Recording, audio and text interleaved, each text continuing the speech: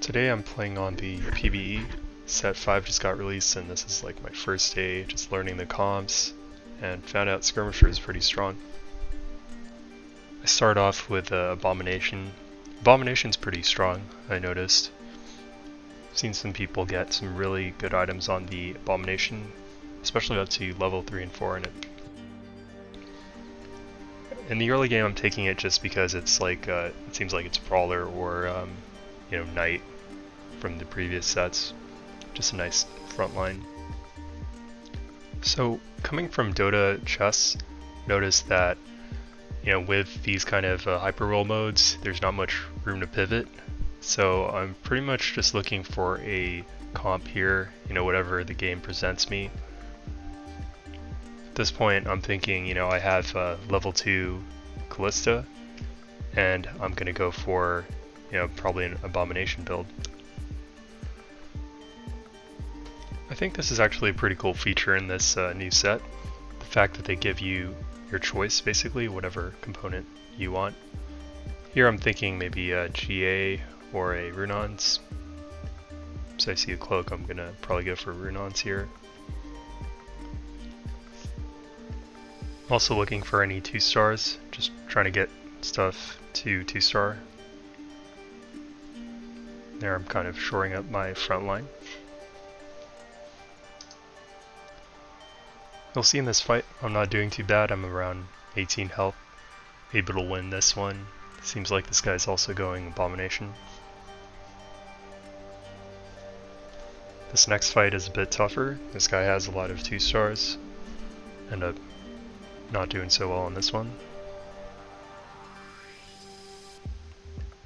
I think that's Forgotten, so it looks like he's going for 3-star Vayne.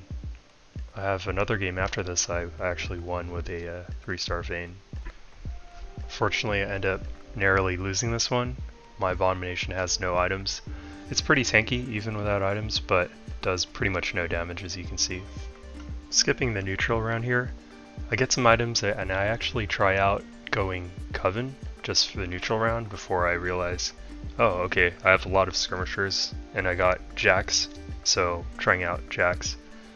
He's incredibly broken even at 1-star, with Last Whisper and that rapid fire cannon, which to be honest I'm not even sure is optimal to him, but man, he is a beast.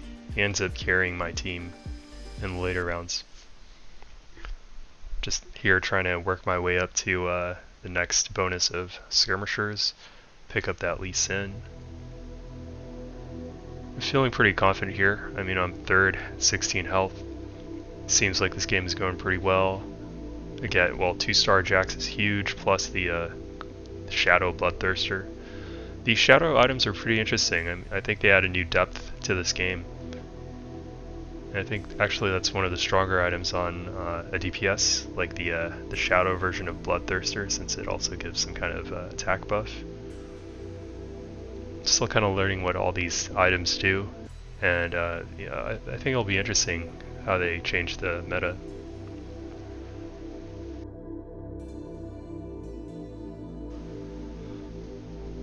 I think I get pretty lucky here, picking up a 3-star or 2-star Pantheon. That's big because he's usually the tank, it seems, on these Skirmisher builds. I'm also building up Nidalee.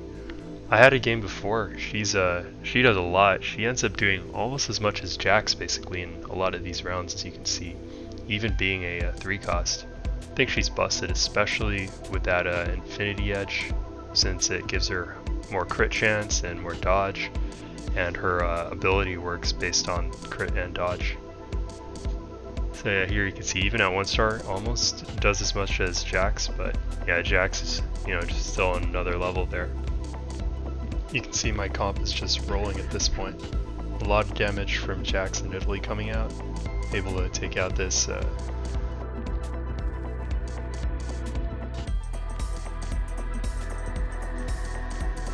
So facing off against a Forgotten on this round.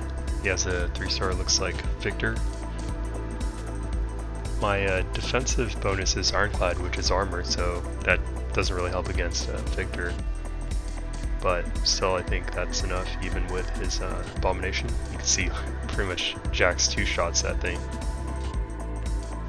This next round, I'm honestly not too sure what I'm facing. I think it's like a redeemed or something like that. And he has some DPS items on his 2-star 1 cost that causes, but I don't think that's enough at this stage of the game. Then Jax is just able to wail on people along with Nidalee. You can see Nidalee's pretty close actually. This next comp looks like a, yeah, it's the same Victor. He has a, not sure if he has any upgrades actually on this one. Not sure what his carry is. Still don't know every unit or comp in this patch, but I know that the Skirmisher one is really pretty strong, especially once you get a Jax in there. So I'm facing against the same guy again. He must be really tired of seeing me. I've probably taken out at least half his health at this point with these 2. Now it's going to be 3 wins against him. But yeah, it's just no problem for Jax and Nidalee. They're just doing a lot of damage. You got a lot closer this time though. So in this next round I make a tactical mistake. Jax pretty much dies almost at the start. Just dies to that. I think it's a Mordekaiser. And from there, I still have Nidalee. She's there doing some work.